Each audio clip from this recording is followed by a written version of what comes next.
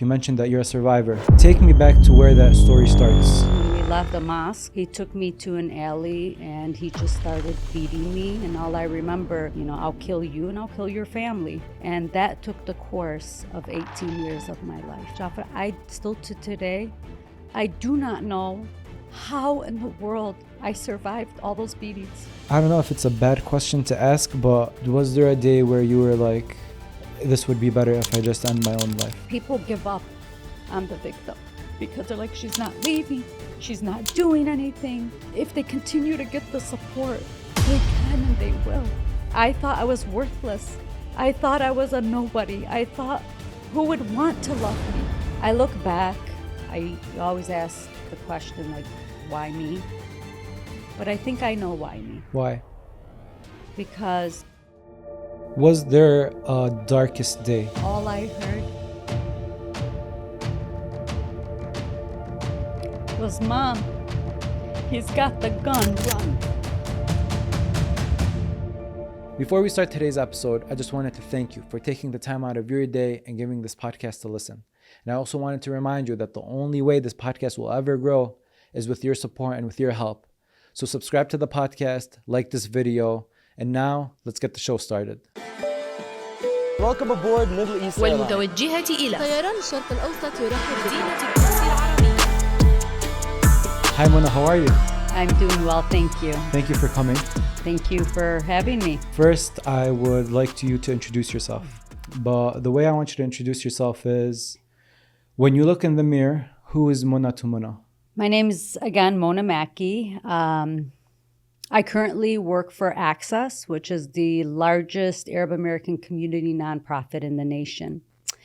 And when I look in the mirror, I see someone who has overcome tremendous struggles in her life. And I'm a survivor and someone who is very dedicated and persistent and really just about helping community and giving back to the community, empowering the community, wanting this community to be the best community out there.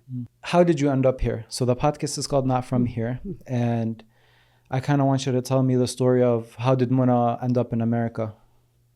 It was 1974. I'm not going to give away my age, but it's going to be difficult. I was a year old. I'm the youngest of 8 children. Okay. So 1974, when my parents decided to come to the U.S., particularly here in Dearborn, because already some of our family members were here. And it was like every other, I think, Arab American who wanted to give themselves and their children a better life. And also, I believe the war was happening at the same time, so they wanted to flee the war that was going on in Lebanon at that time. If I asked you when you were younger, what did you want to be when you grew up? What would the answer be? I'm not quite sure I could really answer that because as a child, we didn't really, in the house, it was more about survival. It wasn't more about what do you want to grow, who do you want to be when you grow up? Mm-hmm. So, education wasn't something I thought about until later on in life. What about when it came to those teenage years? What was the plan? So back obviously we came in the 70s. Mm-hmm. I was growing up during the time of the 1980s. Back then it was different. Life here in America and Dearborn was different. Back then I was growing up in a community where, girls had to get married. And if you weren't married before the age of 18, then everybody presumed that there was something wrong with you. So that was kind of, the agenda back then is you got to get married and you got to get married quick. And, back then, I think a lot of the Arab American families that came during that time struggled, right? It was a shock to many people trying to, fit in within the culture. They didn't want their children to be, per se, Americanized, especially among the girls. So there was a lot of pressure on, myself and others in the community to get married rather than pursue an education. So you felt like you had, like the pressure was on you to get married as you Yes. were growing up. Okay. Now you mentioned while you were introducing yourself, you mentioned that you're a survivor. Take me back to where that story starts. So it started during my junior year in high school. I had met an individual. Again, there was a lot of pressure to get married. And unfortunately, I ended up meeting someone, getting married a year later, and then had 2 kids by the age of 19. But early on, I want to take you back as early as the day that we got engaged. When you Okay. go to the mosque and you do the religious ceremony, there wasn't a party per se, but, the families got together. And at that time, the abuse started immediately. Now, looking back now, was there a lot of red flags? Absolutely. But I didn't know what to look for. I didn't know that I was in an abusive relationship until the physical abuse started. And it started really early on in the relationship, but it was very difficult for me to get out. So you said it started immediately after the engagement. Correct. So we're talking about first day. I'm talking when we left the mosque after, you got the engagement, the paperwork done. He took me to an alley and he just started beating me. And all I remember is driving down Tireman, and immediately I wanted to jump out of the car. And he grabbed me and he said, where do you think you're going? I'll kill you and I'll kill your family. And that's how it all started. You being that new to a relationship, what's going through your head? I was terrified. I mean, I was someone who grew up here in the U.S. Yeah. I went to high school. I was, had a lot of friends. I think I was terrified, how did I end up in that situation? And so it just turned so drastically, right? And I was horrified and I didn't know what to do. He was threatening a lot at that time. I was scared, not only for myself, I was scared for my friends, I was scared for my family, and I really didn't know where to go. You didn't feel like you were able to open up? I tried. It's not to say that I didn't. And the abuse was like everywhere. It was around people. People witnessed it. Family witnessed it. Like family saw you getting abused? Correct. And they tried to help. So it's not like they didn't try to help. And it's not like his family didn't try to help. And it's not like the community didn't try to help. But we got to go back. That was in 1990. During that time, individuals still looked at domestic violence as a private matter, right? So they were going to try to contain it, try to keep the family together. I would often go to imams and, share my story, and they would often tell me that I had to be a good Muslim, and a good Muslim obeys, her husband and tries to keep the family together, that he will change, and I have to be patient. And that took the course of 18 years of my life. 18 years in that relationship. 18 years. You mentioned that you had 2 kids by 19. Correct. So the kids were part of this relationship too? Yes. So were the kids involved, in the abuse? They were. Unfortunately, I ended up having 3 kids. And all 3 kids were abused. Physically, emotionally, mentally. And I think that's the hardest part for me is looking back and, seeing that what my kids went through. You said we live in America and like kids going to school, even if they're being abused, people would kind of like, you weren't scared of your kids telling other kids or telling teachers? Actually, there was an incident that occurred. So again, a lot of times domestic violence is masked. If most people saw me back then, I'd dress up, put on makeup, try to cover up what's happening in the home.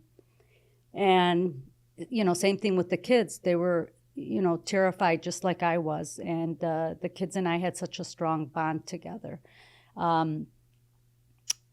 But there was an incident when they were 4 and 5, and he had physically abused them so bad that I had kept them home because I was so scared to send them, because so the school wouldn't see their marks.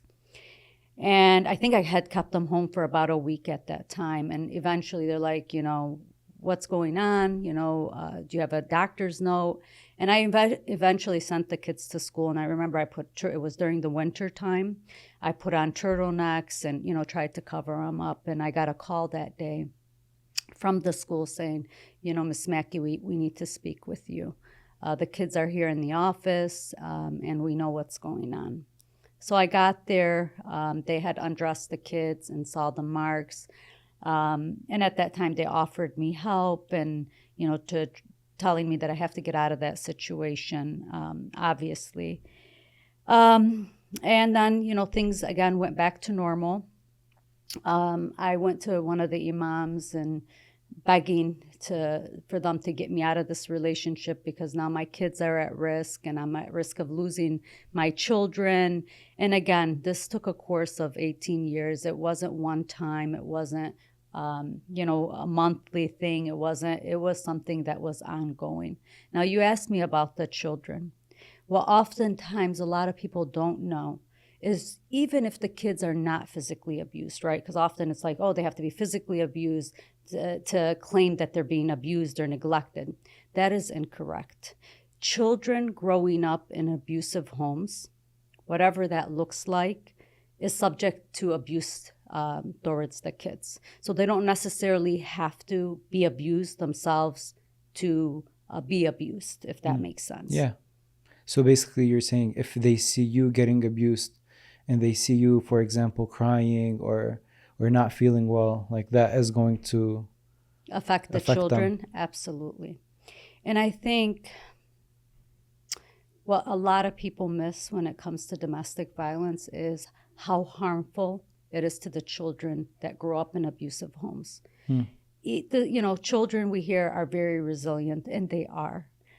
But trauma and abuse is something that I think really sticks with a lot of individuals for the rest of their lives, right? Doesn't mean that they can't go on and have happy lives and be successful and do all of these things. But, because when we think about domestic violence, right, the perpetrator, the batterer, is often someone, the father or the boyfriend or someone close to the individual or to the family, right? Right. So I think that's what makes it even harder to take in and to understand. When your child comes and asks you, like, Mama, why is Baba doing this? How do you, you as an adult, you understand what's happening. And as they say, you're biting the bullet. But when you see your kids getting abused like this and they're coming to you, how do you engage with that conversation? So with the kids growing up, I recall oftentimes putting a plan with them. We're going to escape. I'm going to get us out of this. You got to hold on. I'm going to be here. And I think the kids were so scared of losing me that they would cooperate. And they were so terrified of their father, right? So they were just playing my role, obedient, trying not to create any, issues in the home. It was very, very hard, but I could tell you throughout, the years raising my kids, I kept promising them that one day I was going to get them out. I wasn't sure I would ever get out, but I knew in my heart that I needed to get my kids out. I just didn't have the support at that time. You mentioned about the trauma that carries on with the kids. How are your kids today? My kids are doing well. My kids, my son graduated law school. He's an attorney. My daughter is starting her master's program. She wants to be a social worker. And my other son is married and has a child. So the kids are doing well. However, especially for the boys, right? That was the majority of their lifetime.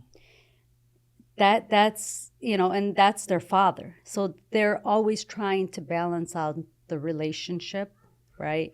And the Shafat, in our community, you're taught to respect your parents despite, what they do, this is what they're taught. And especially here in Dearborn, it seems like we live in a bubble. It's very conservative. These are the ways. We have to all, kind of confine to those ways. And my kids live here in Dearborn. They grew up in Dearborn. They're part of this community. And I think for them, it's always it's a challenge because it's their father. 18 years in a relationship like this. Do you kind of understand, because someone that does this is not well, an abuser isn't well mentally, through those 18 years, did you kind of understand why this was happening, or why would someone even do this? Like, you're talking about first day you got engaged, that's the honeymoon phase, right? Yeah, like that's early where on. Yeah, so did you kind of understand why this was happening? I didn't at that time. So this is when I think another thing that a lot of folks struggle with, and I could talk about it now looking back, right? But at that time, I couldn't understand it. The trauma, the impact of the trauma, of the abuse that happens it's so strong. It's so powerful that it has the utmost impact in a negative way on a person, right? Mm-hmm. Everybody's different. Everybody's story is different. Everybody experiences, if they're in a domestic situation, it's different, right? Very similar, classic, you hear, oh, that's a classic domestic violence case, but they're all different. They're all unique to the person. So when I, look back, I didn't understand. I was so horrified. I was in complete fear. I would shake all the time. I would stutter if I talk. I didn't know what was happening to me. All I knew is that I didn't want to die. And I did not want my kids to grow up without me. And so that's what was going through my mind. And there was many times where I did try to, get him help. I'm like, okay, maybe this is a mental health issue. Maybe, this is a childhood, something from the child. You try to rationalize, and obviously, me having to go back and forth to the relationship, I would always try different things, because I think at the end, what I really, really wanted was to keep my family together. I mean, if I could have had it my way, I would not have wanted my kids to grow up in a broken home. But, I didn't have a choice, not just for me, but for my kids, because it was just not a healthy environment. But at that time, so a lot of times, you'll hear people say, well, why didn't she leave? It's not that easy.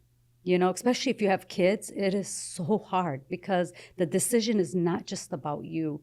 It's about how is that decision going to impact your kids, even though it's the best thing you can do. But you need a lot of support as a survivor, because the fear that I was living, if you sat with me back then and told me, no, you're going to be okay, I couldn't see that I was going to be okay. There was no light at the end of the tunnel for you. I couldn't see the light at the end of the tunnel, because I didn't have the support that I needed. Now, I mentioned my family.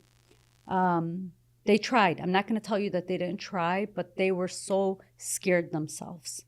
My friends, too. Even they were scared? They were so scared. What were they scared of? He was very abusive. He was threatening. I mean, if anybody, let's put it in this context. If a friend of mine or a family member tried to help me, he would go after them. So he would not leave them alone. And I want to remind you, I'm the youngest of 8 kids. Mm-hmm. So my parents, they were old when they had me. I shouldn't say old. Yeah, older. But older when they had me. And so, and again, it was a private matter. You brought shame back then to your family. Yeah. And I adored my father more than anything on this earth. And I didn't want to bring him shame, and I didn't want to bring him pain. So I would cover up as much as I can too. And, just time before you know it's 18 years. My kids are now in high school, and this has been their whole entire life, has been abuse. I know you said that it brought a lot of shame back then, and I agree absolutely. But when something, like, I try to compare things, for example, like how it is overseas to how it is here. And let's say overseas, you really can't call like authority like police to come, and sometimes it gets difficult. But here, I feel like it could be easier to call police in a situation like this. So how does that kind of play out, where if like you have the evidence that he's being abusive, you call the police, you like think I'll just lock him up?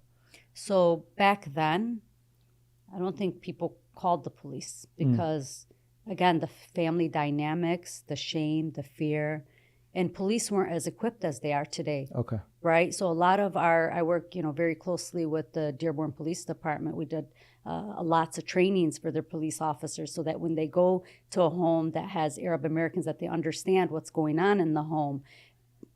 Were police called to our home? Several times. Did they come to the home? Several times. The neighbors would often call the police. Oh, okay. Right? The police would come in, hey, well, what's going on? Everything okay? Yes, everything's okay. Or somebody else would come in my place and say, oh, we're just arguing, we're fine. Who would come in your place and say it's fine? One time, one of my sister-in-laws, answered the door and said, oh, no, we're just arguing, we're And fine. was And abuse happening at the time? Absolutely. But again, back then is different than now. So they would go check, and if they didn't see anything or the person didn't agree that abuse was going on or acknowledge the abuse, they would just leave. Okay. Today, the state laws are different. The police approach is different. So there's been a lot of changes in the last, I want to say, 2-3 decades. How would the police react today if they went into a home with domestic abuse? So today, well, first of all, for access, we have an advocate in the police department. So if there's cases that go through the police department, they make sure that someone follows up with them. But if they were to go to the home, if there's a domestic violence call that comes through, most of the time they will take at least one of the individuals. They will take them to jail. And that's now how it is. Back then, they would come in, but nobody would be arrested. Today, someone will be arrested. Someone has to be arrested. Someone will be arrested. Okay. I can't say 100% of the time, but I know that the majority of the times, one of the individuals will be arrested. And now it's not as easy to drop a domestic violence, incident like it was before. So even before, because again, the shame and the fear and the community and family and all of that, even if the police took, the perpetrator to jail, the charges would be dropped immediately.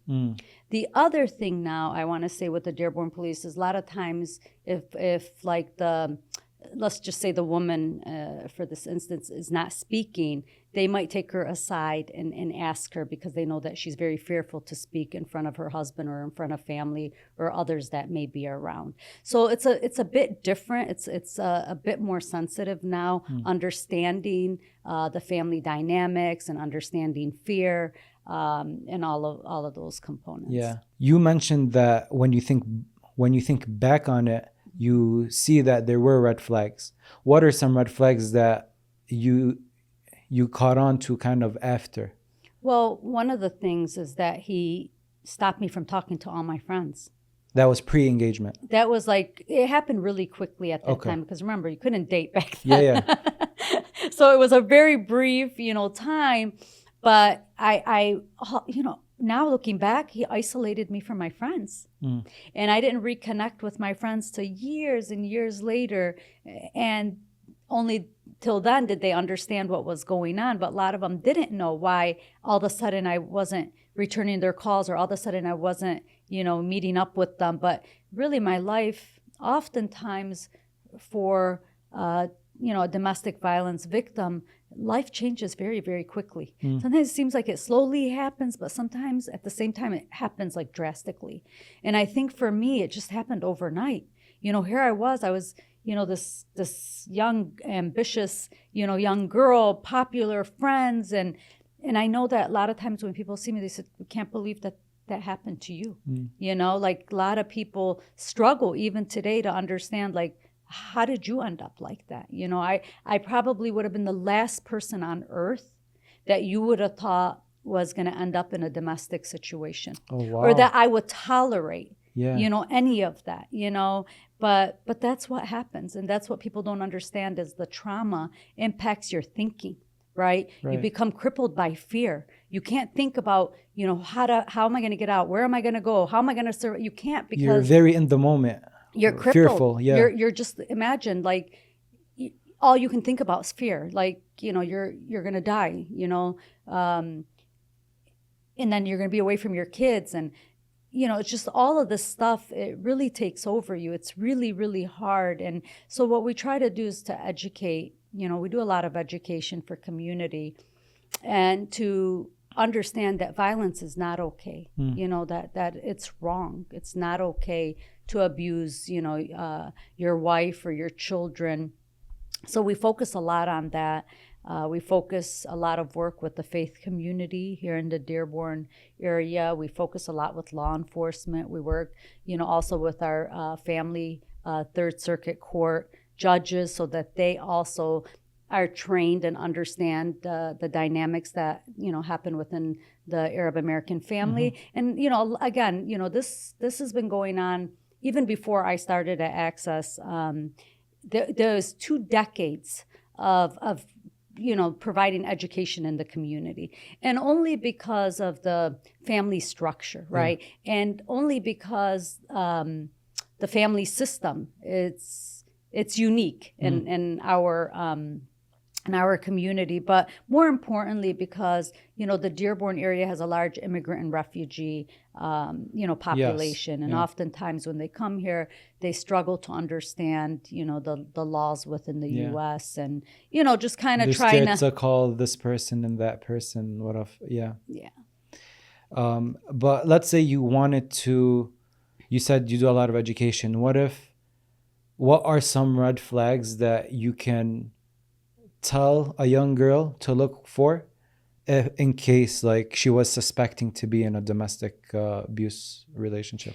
I think one of the things that I educate my daughter all the time, is not to allow anyone to control her, to control her thinking, who she wants to be, decide on, what her life should be like. Those are decisions she makes on her own. And I think the control factor is one of the biggest, and it's the scariest, because oftentimes you see these young girls, even today, get caught up in these relationships where they want to try to understand the person, right? Their behavior is, very awkward, and the behavior is very demeaning. The behavior is very abusive in its nature. And sometimes these young girls, they come at it as, I want to be helpful. No, I care about this person. This person loves me. They're doing this because they love me. They don't want me to be around my friends because they're jealous. They want me to be, for them.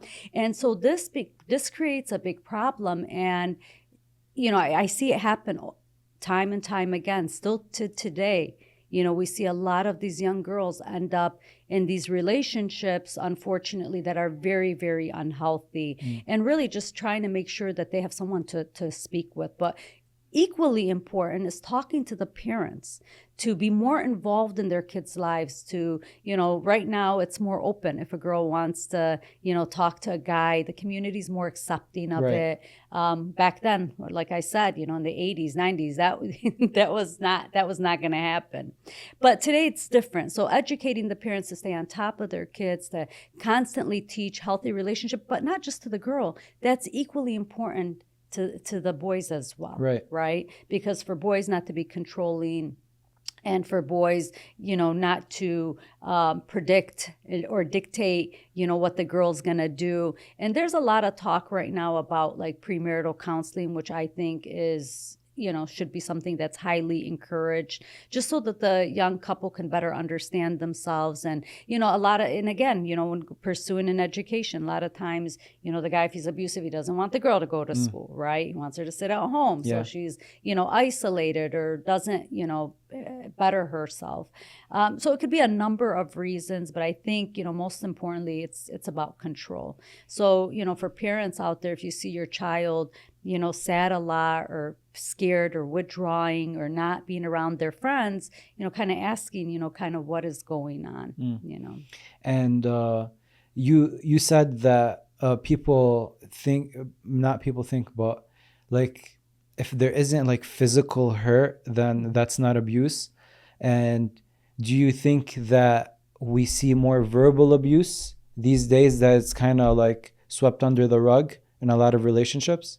Yeah, I think that, first of all, a lot of individuals who only are experiencing like emotional or verbal abuse or financial abuse, or there's many, many different forms of abuse, don't even know that they're being abused. Yeah.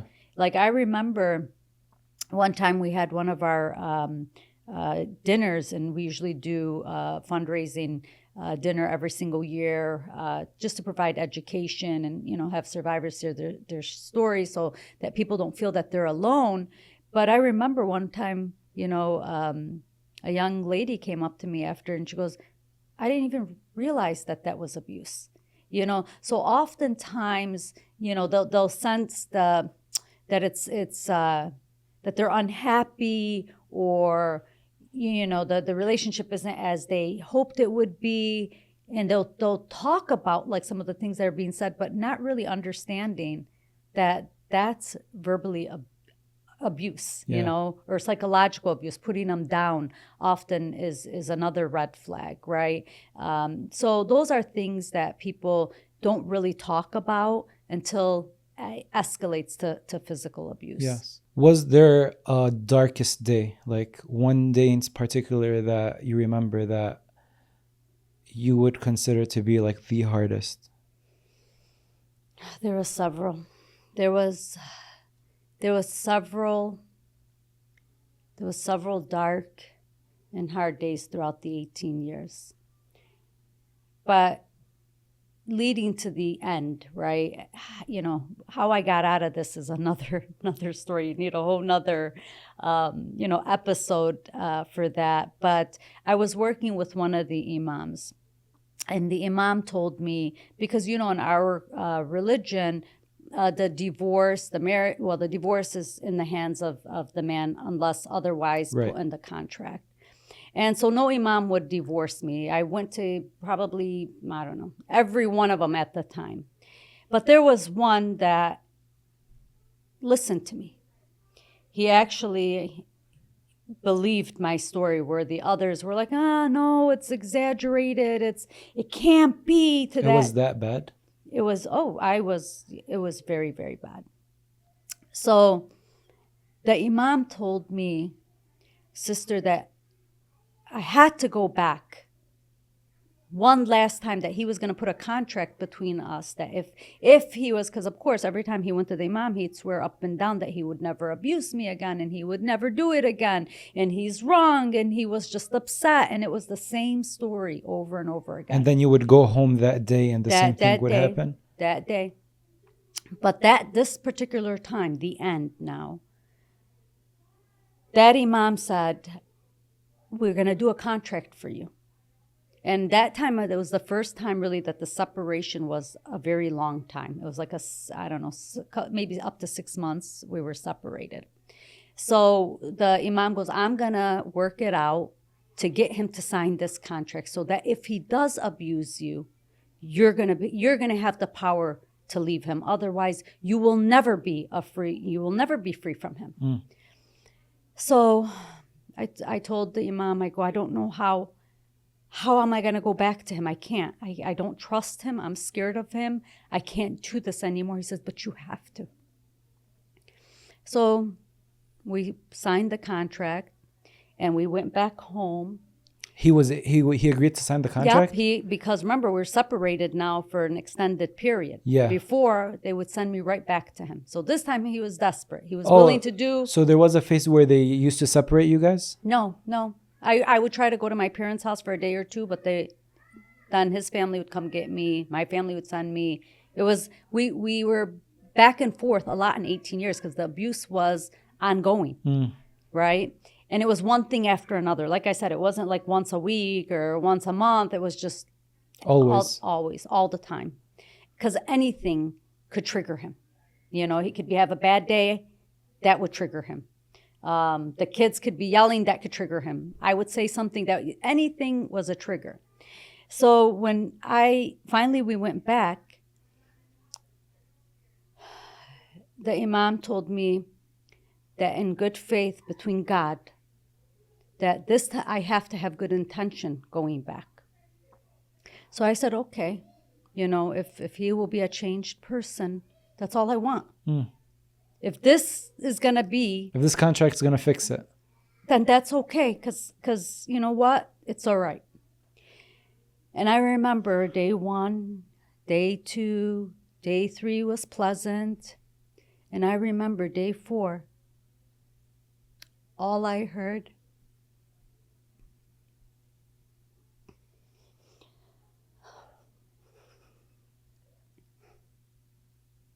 was, Mom, he's got the gun, run.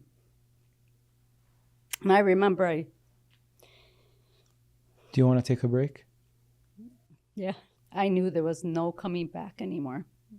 I took my kids and I ran. Where to? I went to my niece's house. Okay. She took me in, but he called her and he started threatening her life.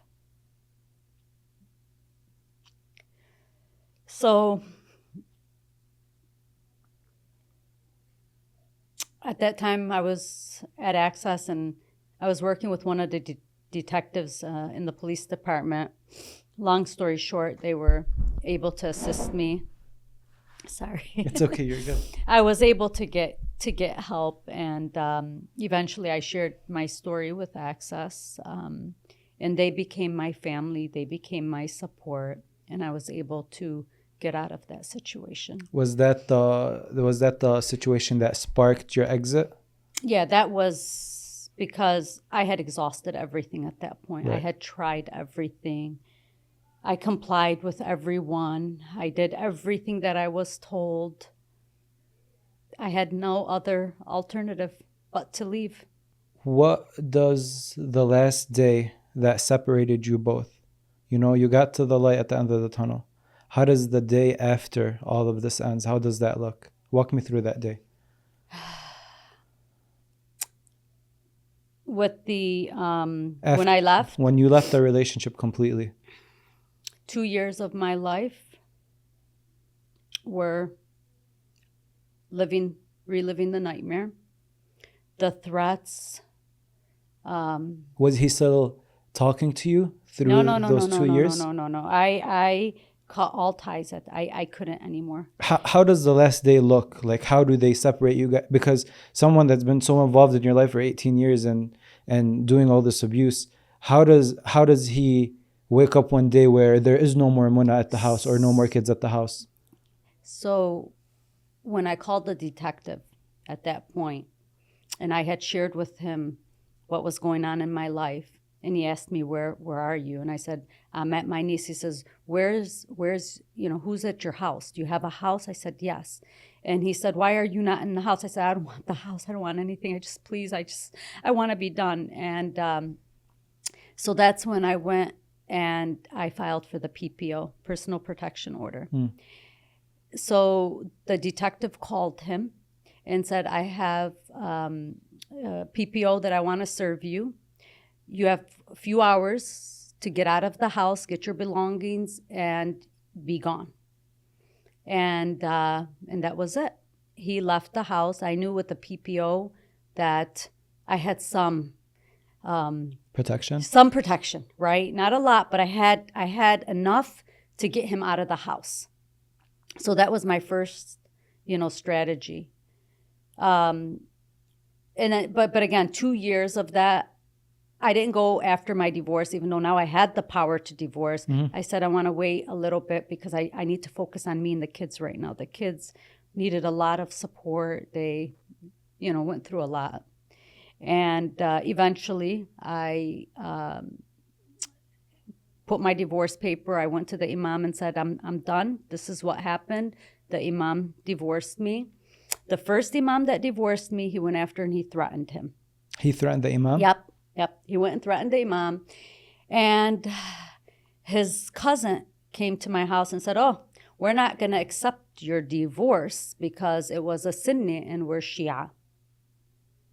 Okay. I said, all right. So then I went back. I went to another imam and I said, this is, the situation. This is what happened. And it was that imam that actually believed my story. And he looked at me and he said, if he's threatening me, I'm here to help. I can't imagine what your life is like, but I'm going to help you. And I'm going to see you through this divorce. And he did. And I never saw him again. That's the saddest part. I don't even know where this imam is. I don't want to, say his name to protect him, but I never saw him again. That was the last time you saw him? No, because I was so busy on trying to get my life together and to protect myself and my kids, but I never saw him to thank him.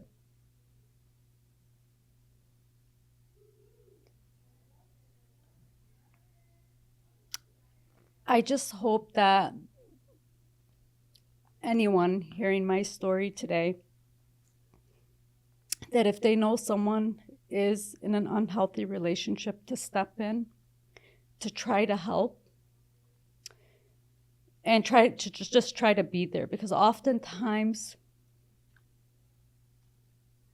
people give up on the victim because they're like, she's not leaving. She's not doing anything. They put it on the victim. They put it on the victim, and not understanding that the victim is terrified and crippled with fear. And they're not able to make a decision, but if they continue to get the support, they can and they will. And for children,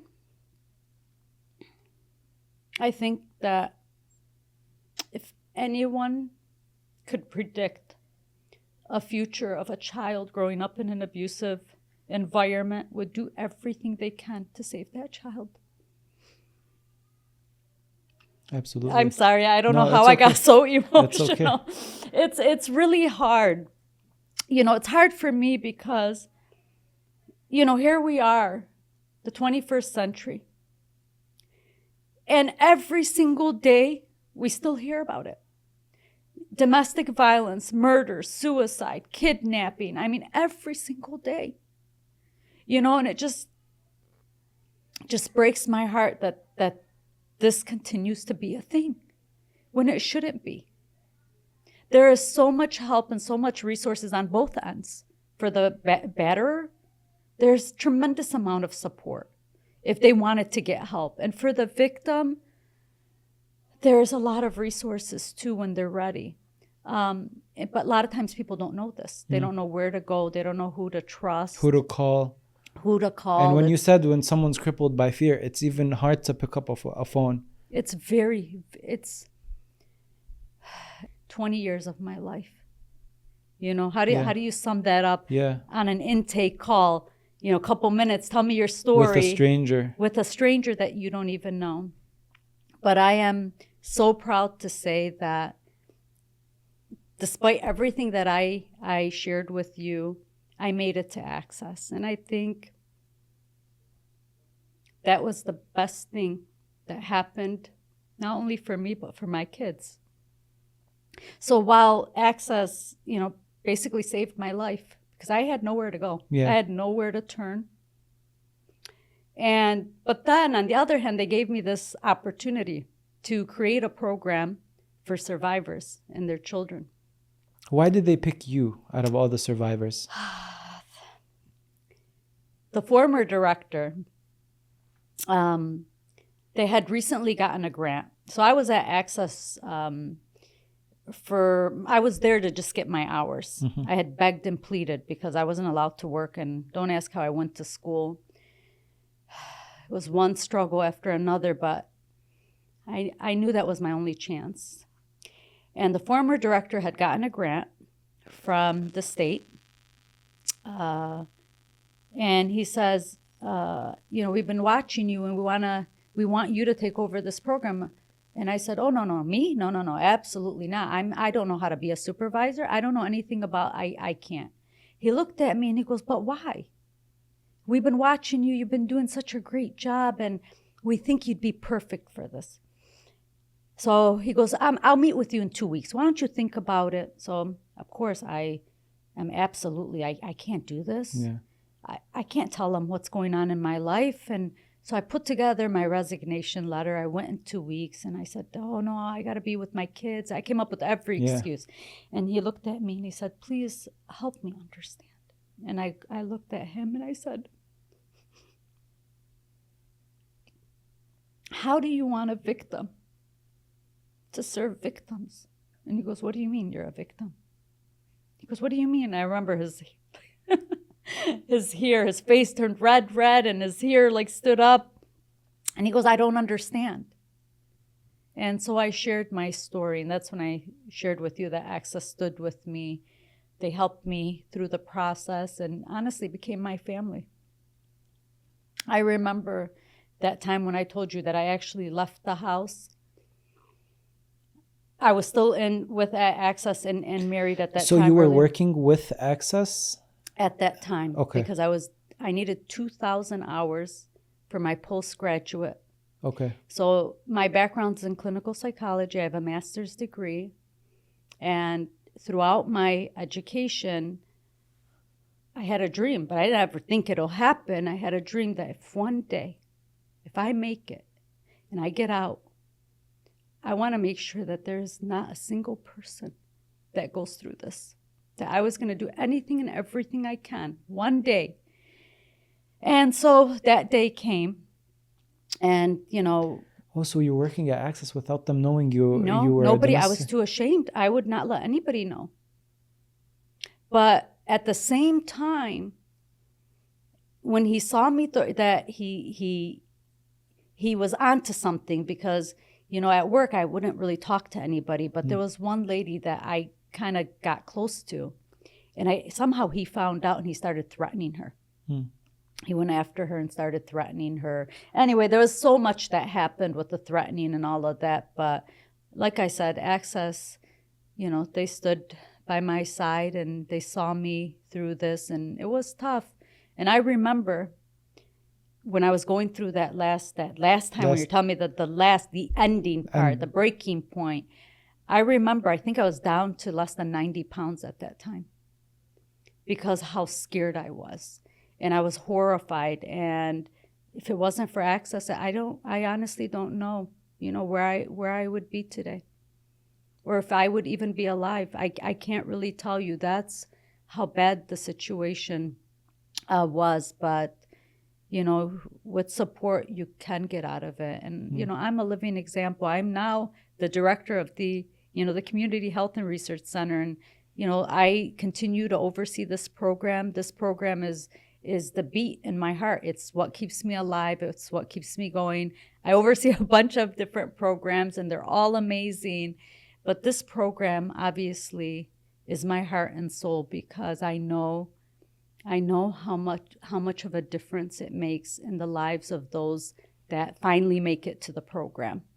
How do you muster up all the courage to tell your story publicly for the first time? I have shared my story. Every time I share a little more. And I remember 15 years ago when I stood up for the first time and I said, I'm a survivor. Where was this? At one of Access's events? One of the events. Okay. And I remember Jafar because those 20 years that I was with him, I don't think I ever slept a night. I was so horrified that he'd kill me at night. That night was the first night in 20 years that I slept. After you told your story? After I just, as hard. And I do it today. I'm going to tell you, I'm as you can see, I'm quite emotional. It's not easy to share your story. It's not easy to, look back and that was you. You allowed, someone to do that to you. But I didn't allow him to do that. But it was just happening to you. I was a victim. Yeah. And that's what happens to victims.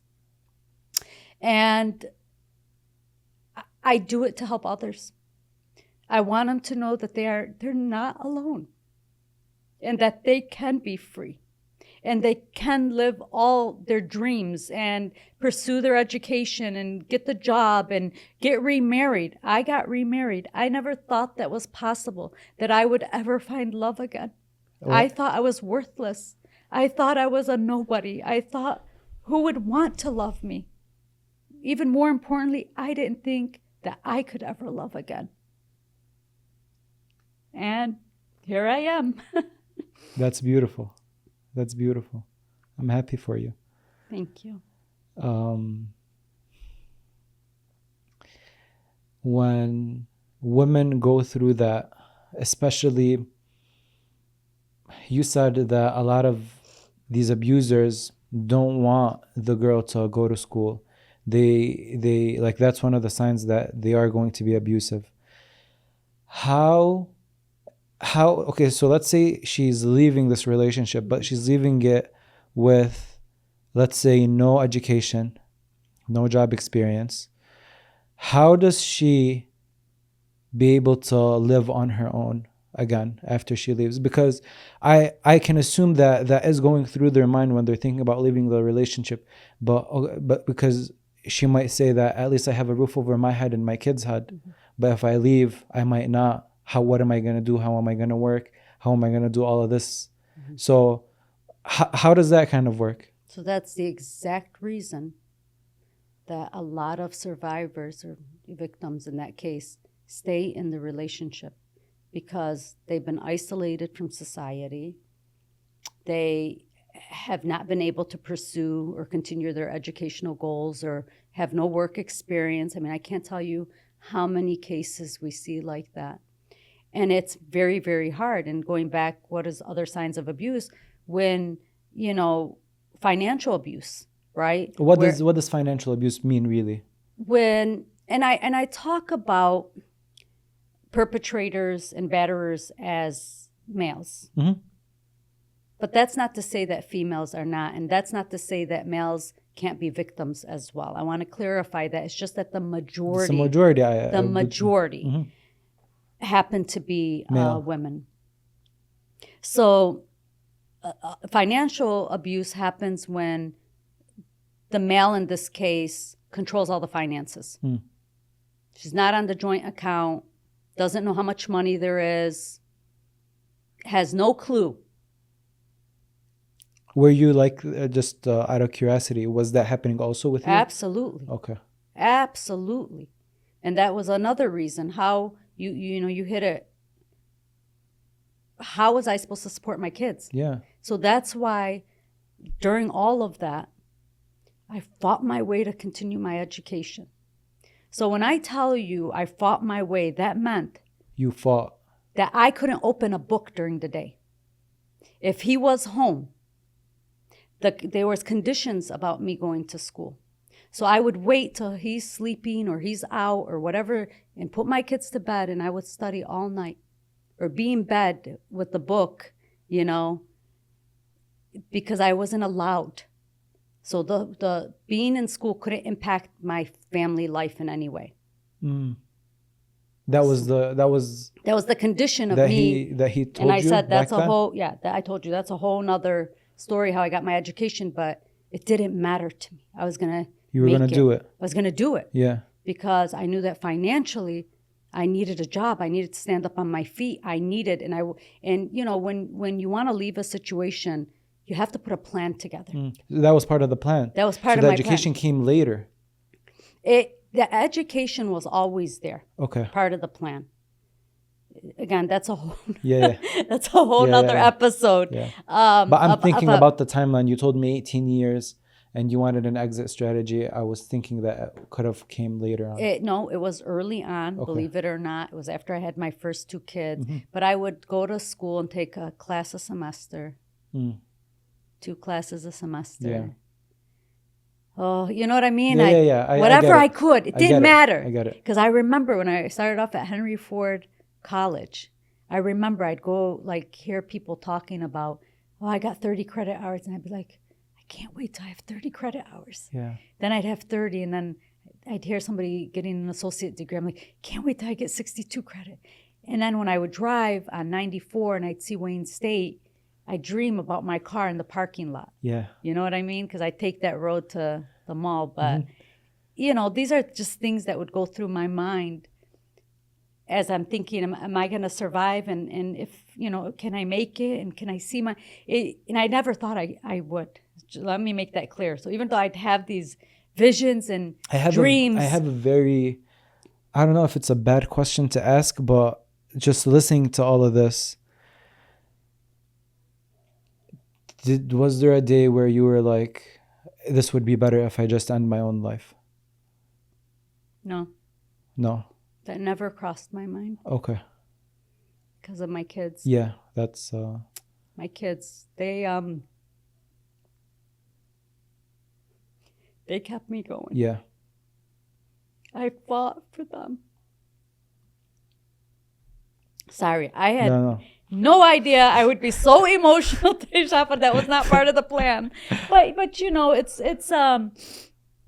it's just not an easy thing to go through. Yeah. I'm so glad where I'm at today. And I often, believe it or not, there was periods where you ask God a lot. You question, Were you connected to your faith at that time at all? Always. Okay. I have never, ever left my faith. I questioned my faith. Mm-hmm. I questioned my faith when it came to the imams because I couldn't understand. It was so funny because in school, I had a task. Mm-hmm. I took Greek mythology. And in that course, the teacher had us look at our own religion and compare it to Greek mythology. I can't remember the exact details, but I remember that forced me to read the Quran. Mm-hmm. Now, I didn't read the full Quran, but I got several Qurans translated so I can understand like the translation. Yep. But the one thing that I couldn't stop thinking about is how merciful God is and how forgiving, almighty, the most powerful, the most loving, the most caring, the most like everything about God taught me that God will never tolerate this. This whole time I was told that a good Muslim woman stays because that's what God wants and that's what our religion wants. No. You knew that that's not what God would have wanted for you. But all the brainwashing. Yeah. I know But when I got to read like some surahs from the Quran, and I've always never questioned my faith in God. God is who got me through that. God who got me to where we're at today, and God is my everything. So that was never in question. But just sometimes the religion, like why is this so? This is not okay. And the more I learn, it's not okay. And it's more of the people practicing the religion that is ruining it for it. Well, people have different interpretations. Different people have different belief systems, and people have all kinds of things. But no, our religion, the more that I learn about it, it is the most beautiful religion in which a woman is treated literally like a princess. If you were to follow the religion, accurately, a woman is very precious. Right. So I learned that through the process, but just to show you, like when you're going through that trauma, you can't tell right from wrong anymore. Yeah. You're told so many different things by so many different people, and you don't know what right and wrong is anymore. And at the same time, you're getting abused. That has to shake you up. It could physically get concussions. It shakes you up. I don't know how I'm alive. I honestly, Jafar, I still to today, I do not know how in the world I survived all those beatings. I do not know how. I was beaten with sticks, and I was beaten over and over again. I don't know how my body, I know my skull has a crack, like it's a dent, literally. I put my hand in, I'm like, oh my God, I can't. From an ashtray that was thrown at my head. But then I think about God. Then I go back to that, and I think, I don't know why this happened to me, But I guess God knew I was going to be strong enough and that I was going to survive it. And he knew I was going to do something about it. So I think this is God's way of making sure that I could be a voice for others that are going through this. You try to rationalize, right? You try to think, Of course. How did this happen and why and who? Especially when you see women come out of their situations and you know that you had a big part in that. It kind of be like, okay, maybe. It's what keeps me going. Yeah. And we see it all the time at Access. I do want to talk very briefly about our program. Yeah. And we didn't end up saying how women that leave and not being able to work, how are they able to sustain themselves? So there are programs, right? The programs are throughout the state of Michigan. Okay. The state of Michigan has it's called the Crime Victims Department. Mm-hmm. And they provide funds for programs such as Access throughout the state of Michigan. So the program, what it does, it offers counseling support groups, legal support, something that, back then, to get free legal support, we have 2 attorneys on the team, one that files the PPOs and one that does custody and divorce. We have transitional housing, right? We never had any of that back then. Why? Because of the financial piece. A lot of these women are so scared to end up homeless. And you know what? If they don't get help and they do leave, that's exactly how they end up. It's unfortunate, but it's the reality. And we have to talk about the reality, because if we don't do something as a community and as a society, this is the reality of it. And so I want to say about 8 years ago, I think it was, where I met with some folks from the state of Michigan, and we were seeing a lot of Arab American women coming to Access, wanting support, but were absolutely, hesitant to go to a shelter for their own reasons, culture, religion, a number of factors. The one thing we know is that the shelter is not an option for everybody. Yeah. And is that kind of the solution outside of Michigan? It's kind of... Is that the standard solution? It is, okay. Right? So you're getting out of an abusive situation. The first resort to some type of support, if you get out, is going to be a shelter. Okay. And so we went back to the state of Michigan and said, look, this is not going to work out for our community. They're like, okay, so what are you suggesting? And I said, we need transitional housing. So we were able to do that. And now what we do at Access is for individuals who are low income, have children, we provide 24 months rent for free for them. Security deposit, make sure they have an alarm in their house if they need one, camera system. We pay their utilities, we pay food. I mean, you name it. Literally everything they need to. Everything. And the reason, Jafar, we thought about it that way. For survivors, right, it's often a number of challenges. Yeah. Some may be financial, some legal, some it's like, just the health, the overall health, the draining. The mental health. Health, the whole, it affects every part of you. Yeah.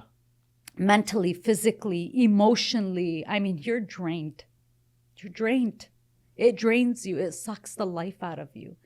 And we thought that if we can provide all of these services in one place, because oftentimes what happens is, someone will provide counseling, but not legal, or transitional housing, but not, so we decided, we started building this over the years. It didn't happen overnight. Yeah. When I started the program, 15 years ago, something like that, it was just me, another therapist, and a part-time case manager. Now we have close to 30 individuals in that program. And then the fundraising event that I want to talk about. So if you know anything about state and federal government funding, a lot of times the funding is for building costs, staff, paper, whatever. Right. It's not about basic needs. Right. And for us at Access, for survivors, how are we expecting survivors to work on rebuilding themselves when they don't have access to basic needs? Yeah. How can we tell them, oh, you're going to be okay, but they don't have a place to stay? Or their kids are hungry. Do you know how many times we've witnessed that? How heartbreaking is that? Yeah. That children in these situations go to school hungry. Or they don't have clothes. They start the school year without buying new clothes like everybody else, like every other child. So Access over the years was able to not only secure the funding, but the fundraising dollars, right? Those dollars are what help us if someone needs medical attention, transportation, food. You know, we make sure on every holiday that these families, they have access to going out to the restaurants. They go to the theaters with their kids. Oh, even they to go that extent. They deserve it. Yeah. So for 2 years, while they're in the program, they get to decide if they want to go back to school. We help them. If they want to find a job, we have a supportive employment program that meets with them when they're ready, talk about their skills, their desires, the type of job that they want, and they actually go find the jobs for them. Wow. So this program is incredibly impactful. And we see it over and over again with survivors and their kids. And you see how important these dollars are. So October 13, the last 2 years, we've done it virtual campaign because of the pandemic. But we host it every single year. This year, it's going to be October 13. Doors open at 10:30 a.m. at the Biblos Banquet Center here in Dearborn. Nice. This year, it's for women only. Okay. Normally, we open it to the public, but we felt this year it's time for, just to do a women's empowerment event. It's an opportunity for women to come together. So this year is unique, but for people who are out there that want to donate to this cause, please do. It's located on our web page, www.accesscommunity.org. There'll be a thing that you can click on, a link that you can click on. And these dollars, 100% of these dollars really go to helping these survivors rebuild their lives. That's I amazing. can't tell you how incredible these dollars are. I can't tell you that, if we didn't have these dollars, how many lives would be in jeopardy. I can't tell you how many calls we get at night, a survivor wanting to flee a situation with their kids and they have nowhere. We make sure we put them in a safe place. We make sure everything is covered for them while we try to find a house. The Transitional Housing Project, they get to find the house wherever they want, in the community of their choice, by the schools of their choice.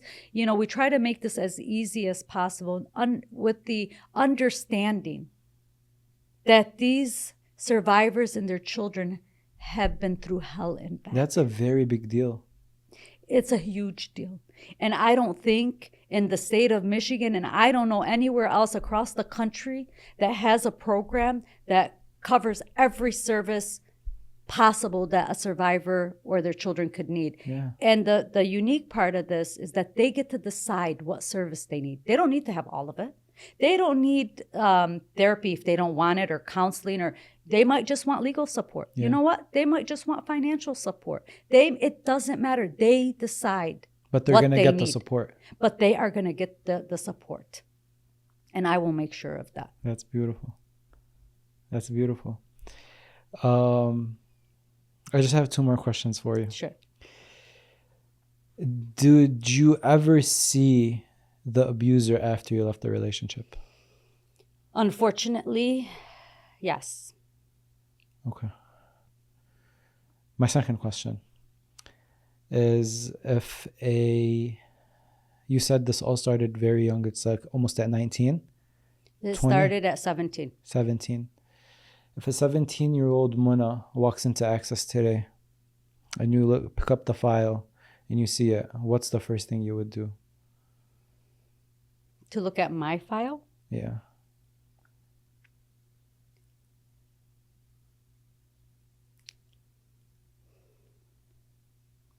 I would look at that file. First of all, say, no one, no child, at 17, You're a child. You're an adolescent. Baby. No child should ever have to go through that. And I would say, you know, every case is a failure on society. Because domestic violence affects everyone. Before it was just, you know, it was a private matter, it's just the family. No. Domestic violence affects everyone. It affects the whole community. Everybody's impacted. I look back, like I said, and you always ask the question, like, why me? But I think I know why me. Why? Because it was destined for me to survive, and it was destined for me to do this work, to be the voice of others, to create programming that I hope will make a difference, and to make sure that those who need support get the help that they need and the help that they deserve. I'm glad you're here with us today, Mona. Thank I you. appreciate your services. And I appreciate you having me, and I apologize for getting a little bit emotional. I'm sorry if any of the questions triggered your... but thank you. I appreciate it. That's it. Thank you.